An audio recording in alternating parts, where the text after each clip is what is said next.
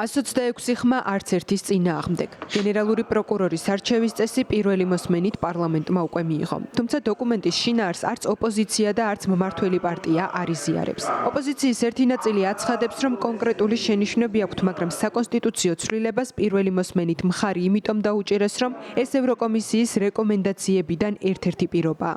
ოპოზიციის მეორე ნაწილის აზრით კი მხარეებმა ერთმანეთის ჯიბრზე მიიღეს ცუდი კანონი.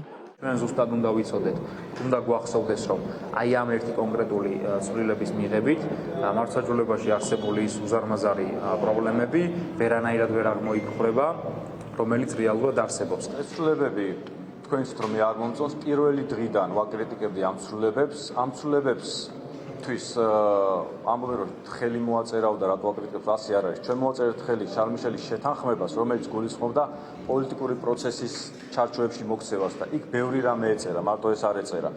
ამოგლეჯილად, როგორც ამ ჩანაწეს, მე ყოველთვის ვაკრიტიკებ, რომ ამბობენ რომ ეს უკან გადადგმული ნაბიჯი იქნება ამ შემთხვევაში პროკურატურის გამჭვირვალობისთვის. ერთმანეთი დააზღვიეს, რომ არ დაბრალდეს ვიღაცას ჩაგდება. ანუ ერთმანეთის ჯიბრზე მიიღეს ცუდი კანონი. მმართველ გუნდში ამბობენ, რომ მხარი დაუჭირეს ერთადერთი არგუმენტით, რომ ამ ცვლილებას გამართლება ჰქონდეს საქართველოს ევროკავშირში ინტეგრაციის მიზნით.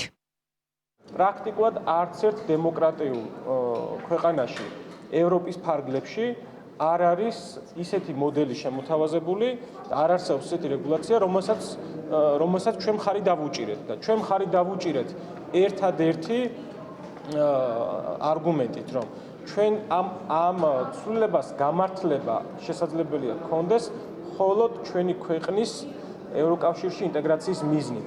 სხვა გამართლება ამას არ აქვს და ისიც მხოლოდ დროებითი გარდამავალი რეგულაციით. დოკუმენტში არსებულ ხარვეზებზე საუბრობენ არასამთავრობო ორგანიზაციებშიც, თუმცა ამბობენ, რომ გენერალური პროკურორის არჩევის წესში ცვლილება წინ გადადგმული ნაბიჯია. მათივე თქმით, ამ ეტაპზე არ იქნებოდა გონივრული კვლავ ჩიხური მდგომარეობის შექმნა. თავდაპირველად, რატომაც ეს ცვლილებები დაიწყო, ხო? ანუ ეს ინიცირება მოხდა ევროკავშირის მხრიდან, უბრალოდ ევროკავშირმა, ესე ვთქვათ, რეკომენდაცია გასცა შარლ-მიშელის დოკუმენტში, თუმცა ეს ყველაფერი იყო კვლავ ისე მოლაპარაკებებზე დაყრდნობით, ანუ პარტიებთან, არასამთავრობო ორგანიზაციებთან და სწორედ ეს კონტექსტის შეფასებიდან გამომდინარე, გვირჩიეს ეს ჩიხური მდგომარეობიდან გამოსავალი მექანიზმი.